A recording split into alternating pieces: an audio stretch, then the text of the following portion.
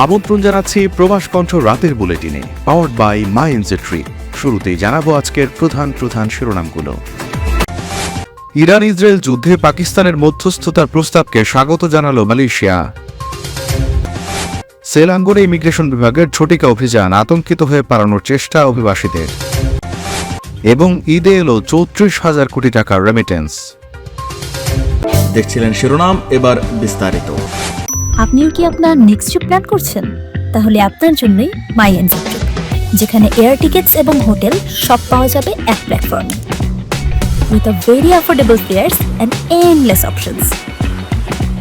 With my এনজেট্রি আপনার ভ্রমণ হবে একদম নিশ্চিন্তে। যুক্তরাষ্ট্র ও ইরানের মধ্যে সংলাপ আয়োজনের জন্য পাকিস্তানের সময়োপযোগী ও গঠনমূলক প্রস্তাবকে স্বাগত জানিয়েছেন মালয়েশিয়ার প্রধানমন্ত্রী আনোয়ার ইব্রাহিম। তিনি বলেন, ওমান এবং অন্যান্য মিত্র দেশগুলোর নেতৃত্বের পূর্ববর্তী প্রশংসনীয় প্রচেষ্টার পর এই চরম আঞ্চলিক বিপদের মুহূর্তে এগিয়ে আসায় প্রধানমন্ত্রী শেহবাজ শরীফ এবং অন্যান্য মিত্র দেশগুলোকে ধন্যবাদ জানিয়েছেন মালয়েশিয়ার প্রধানমন্ত্রী। সংশ্লিষ্ট পক্ষগুলোর সাথে পাকিস্তানের সম্পর্ক এবং মুসলিম বিশ্বে একটি বিশ্বাসযোগ্য কণ্ঠস্বর হিসেবে এটি অবস্থান করবে, অর্থপূর্ণ আলোচনার জন্য পরিস্থিতি তৈরিতে সহায়তা করার ক্ষেত্রে একে শক্তিশালী অবস্থানে রাখতে পারে। মালয়েশিয়া উদ্যোগকে সমর্থন করে এবং বিশেষ করে যুক্তরাষ্ট্র ও ইরানকে প্রস্তাবটি যে মনোভাবে নিয়ে দেওয়া হয়েছে সেই মনোভাব নিয়ে সাড়া দিতে উৎসাহিত করে। প্রধানমন্ত্রী বলেন, আমি সতর্ক আশার সাথে সেই ইঙ্গিতগুলো লক্ষ্য করেছি, যদিও তা অসম্পূর্ণ, যা থেকে বোঝা যায় কূটনীতির জন্য এখনো কিছু সুযোগ থাকতে পারে। যে সুযোগকে তার প্রাপ্য গুরুত্বের সাথে বিবেচনা করা উচিত। যে কোনো আলোচনা অবশ্যই প্রকৃত উদ্দেশ্যের ভিত্তিতে এগিয়ে নিয়ে যেতে হবে। সংঘাতের অবসান ঘটানোর একটি সুস্পষ্ট অঙ্গীকারের মাধ্যমে এটি ঘটাতে হবে বলেও মন্তব্য করেন মালয়েশিয়ার প্রধানমন্ত্রী। মালয়েশিয়ায় থাকেন, আন্তর্জাতিক কর্মপরিবেশে স্মার্ট ও সফল ক্যারিয়ার করতে প্রস্তুত, তবে আপনাকে খুঁজছে প্রাণ মালয়েশিয়া।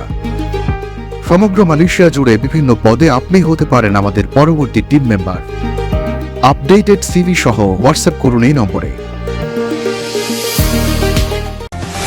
মালয়েশিয়ার সেলাঙ্গোর রাজ্যে প্রবাসীদের আনাগোনা বেশি এমন দুটি এলাকায় বড় ধরনের অভিযান চালিয়েছে রাজ্য ইমিগ্রেশন বিভাগ। অপারেশন অমনি প্রেজেন্টের আওতায় 23 মার্চ সকাল 11টা থেকে শুরু হয় অভিযানে। কর্মকর্তারা হঠাৎ মাল্টিপারপাস ভেহিকেলে করে হাজির হলে সেখানে অবস্থানরত বিদেশিদের মধ্যে ব্যাপক চাঞ্চল্য ও আতঙ্কের সৃষ্টি হয়।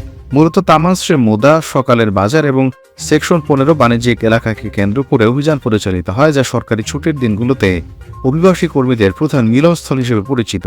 অভিযান চলাকালে ইমিগ্রেশন কর্মকর্তাদের দেখে অনেক বিদেশি নাগরিক দৌড়ে পালানোর চেষ্টা করেন, তবে যাদের কাছে বৈধ ভ্রমণ নথিপত্র ছিল তারা আইনশৃঙ্খলা রক্ষাকারী বাহিনীকে সহযোগিতা করেন। 4 ঘণ্টা স্থায়ী তল্লাশিতে বিভিন্ন দেশের 80 জনের বেশি নাগরিকের কাগজপত্র যাচাই করা হয়েছে। প্রাথমিক তথ্য অনুযায়ী স্ক্রিনিং করা হয়েছে, তাদের অধিকাংশ উৎপাদন এবং নির্মাণ খাতের শ্রমিক হিসেবে কর্মরত।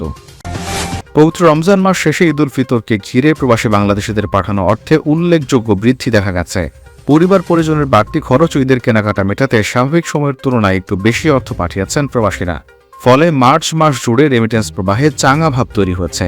কেন্দ্রীয় ব্যাংকের তথ্য অনুযায়ী মার্চ মাসের প্রথম 23 দিনে দেশে এসেছে 283 কোটি মার্কিন ডলার রেমিটেন্স, বর্তমান বিনিময় হার ধরে যার পরিমাণ প্রায় 34,000 কোটি টাকা। মঙ্গলবার বাংলাদেশ ব্যাংকের নির্বাহী পরিচালক ও মুখপাত্র আরিফ হোসেন খান এই তথ্য জানিয়েছেন। খাত সংশ্লিষ্টরা বলছেন, ঈদকে সামনে রেখে দেশে পরিবার পরিজনের জন্য বাড়তি খরচের চাপ থাকে। এ সময় প্রবাসীরা স্বাভাবিকের তুলনায় বেশি অর্থ পাঠান। এর প্রভাবই এখন রেমিটেন্স প্রবাহে প্রতিফলিত হচ্ছে। এতে বৈদেশিক মুদ্রার রিজার্ভও ইতিবাচক প্রভাব পড়বে বলে আশা করা হচ্ছে।